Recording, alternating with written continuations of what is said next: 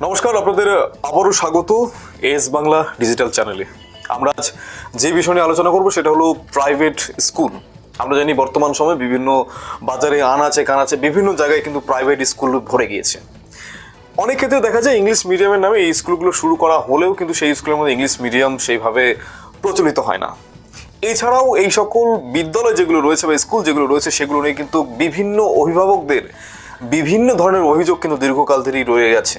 সেই অভিযোগগুলির মধ্যে আমরা যদি দেখি, প্রতি বছর কোনো ধরনের আমরা যদি এনসিইআরটি যে গাইডলাইনগুলো রয়েছে বা বিভিন্ন সিবিএসই যে গাইডলাইনগুলো থাকে, সেই গাইডলাইনগুলো না মেনে কিন্তু বিভিন্ন সময় বই চেঞ্জ করে দেওয়া, পরিবর্তিত করে দেওয়া, সেখানকার যে সিলেবাস সেই সিলেবাস পরিবর্তন করতে দেওয়া বা বাধ্যতামূলকভাবে বিদ্যালয়ের যে লিঙ্কেজ করা, যে যেখান থেকে বই আনতে বলা হয়েছে সেখানে ছাড়া অন্য জায়গায় বই যেন না নেওয়া হয় সেই ব্যবস্থা গ্রহণ করা।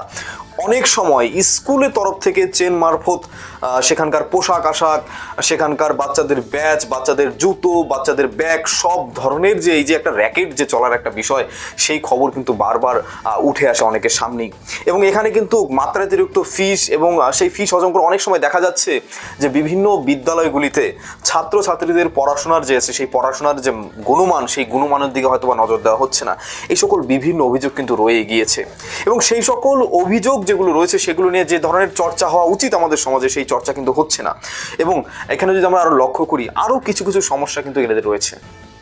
যেমন প্রাথমিকভাবে যে সমস্যার কথাটা বললাম, যে এখানে প্রতি বছর বিদ্যালয়ের যে বইগুলো হয়, বিভিন্ন ক্লাসের ছোট ছোট বাচ্চাদের বইগুলো, সেই বইগুলো কিন্তু পরিবর্তন করে দেওয়া হয়। যার ফলে কি হচ্ছে, যার ফলে একটা যে ফ্লো থাকা উচিত পড়াশোনার মধ্যে, বারবার যে একটা ধারাবাহিকতা, সেই ধারাবাহিকতা কিন্তু বারবার করে নষ্ট হচ্ছে। তারপর দ্বিতীয়ত যদি দেখি, অনেক বিদ্যালয় এরকম দেখা যাচ্ছে যে সেই বিদ্যালয় থেকে অভিভাবক যারা রয়েছে তাদের বাইরে থেকে যাতে তারা কোনো ধরনের বই না কেনে, সেই বই পেল না কেনে, বিদ্যালয় থেকে বাধ্যতামূলকভাবে সেই বই চড়া দামে, হয়তোবা যেই বইয়ের মূল্য হতো 50 টাকা সেই বই 100 টাকা, যে বই 100 টাকা সেই বই 200 টাকা, এরকম চড়া দামে কেনার জন্য কিন্তু অভিভাবকদের বাধ্য করা হচ্ছে। এবং একই সাথে অনেক ক্ষেত্রে দেখা যাচ্ছে শুধু বই নয়, বইয়ের সাথে একটা বিদ্যালয়ে আসতে যে অন্যান্য সরঞ্জামগুলো লাগে, একটা ছাত্রের তার যে পোশাক, তার যে ড্রেসটি রয়েছে সেই ড্রেস, তার জুতো, তার ব্যাগ, তার বোতল এবং কি অনেক ধরনের যে সামগ্রী বক্স, প্রত্যেকটা জিনিস কিন্তু বাধ্যতামূলক করে দেওয়া হচ্ছে বিভিন্ন স্কুলে।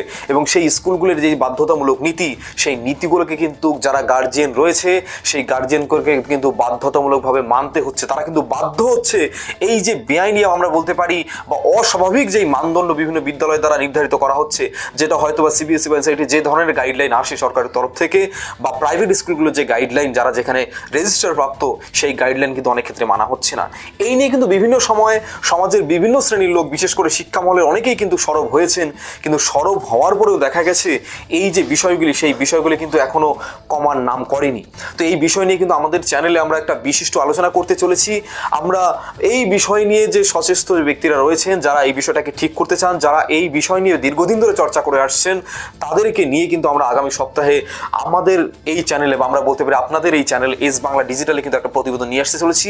সেই জন্য অবশ্যই ফলো করুন আমাদের এস বাংলা ডিজিটালের ফেসবুক পেজ। 7 বছর যাবত সুনামের সাথে কাজ করে আসছে ট্যাক্সমেট। আমাদের এখানে যে পরিষেবাগুলি পাচ্ছেন তা হলো GST registration, GST return, TDS ও TCS return, company registration, society school club registration ও বাৎসরিক return, ISO certification, trademark registration, import export licence, income tax return ও অডিট, ব্যাংক লোন প্রজেক্ট ও ব্যাংক লোনের জন্য CMA data, Udyam registration, professional tax সহ আরো বিভিন্ন ট্যাক্স এবং আপনার ব্যবসা সংক্রান্ত পরিষেবা।